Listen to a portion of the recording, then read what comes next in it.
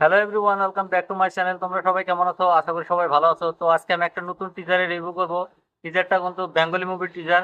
তো টিজারটা কালকে আছে, তো টিজারটা আমি আজকেই দেখলাম, নাহলে আমি কালকে রিভিউ করে দিতাম। তো টিজারটা রিভিউ করার আগে তোমাদেরকে বলি, তোমাদের তো মুভির টিজার বা মুভি রিভিউ দেখা পছন্দ করো, তাহলে আমার চ্যানেলটা সাবস্ক্রাইব করে দিতে পারো, কারণ আমি এই চ্যানেলে সবসময় রিভিউ করে থাকি।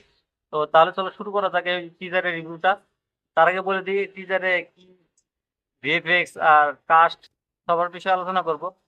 তো টিজারটা দেখে আমি যেটা বুঝলাম, এটা একটা তোমার হলো একটা ডাকাত আছে, যার নাম হলো রঘু ডাকাত। সে মানে ইংরেজের বিরুদ্ধে যুদ্ধ ঘোষণা করে। তো টিজারটাতে এরকমই দেখানো হয়েছে যে ইংরেজের বিরুদ্ধে রঘু ডাকাতকে লড়াই করতে দেখা যাচ্ছে।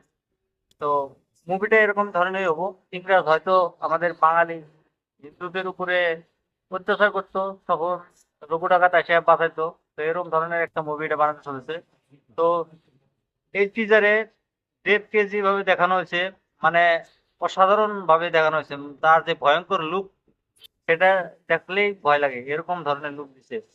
বড় একটা তরোয়াল দিছে, দাও, যেটা হলো যে মানে মা কালীর ভক্ত, মা কালীর আশীর্বাদ তার উপরে আছে, সে কারণেই সে এই যুদ্ধটা করতে পারে, সে ধরনেরই মুভি এটা বানাতে পারে।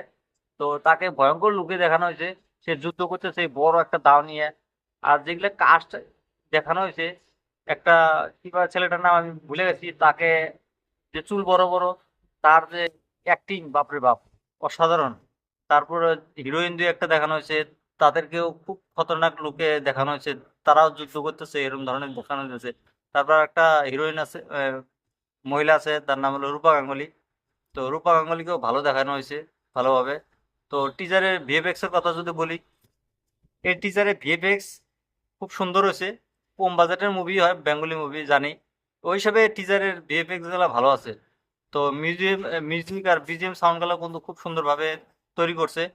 তো আমার কাছে এই টিজারটা খুব ভালো লাগছে। তোমরা যদি এই টিজারটা এখনো দেখো নাই, তোমরা দেখতে পারো, কারণ এটা মুভি কিন্তু দুর্গাপূজাতে রিলিজ করবে। দুর্গাপূজাতে আরো মুভি আসতে পারে বেঙ্গলিতে। তো সেখানে একই টাইমে বাংলা মুভি দুইটা তিনটা একসাথে ক্লাশ করে, তাদের এটা ব্যক্তিগত ব্যাপার, তাদের লাভ লোকসান তাদের হয়। তো টিজারটা তোমরা যদি দেখো না, দেখতে পারো। আর এরকম রিভিউ দেখার জন্য তোমরা আমার চ্যানেলটা সাবস্ক্রাইব করে দিতে পারো।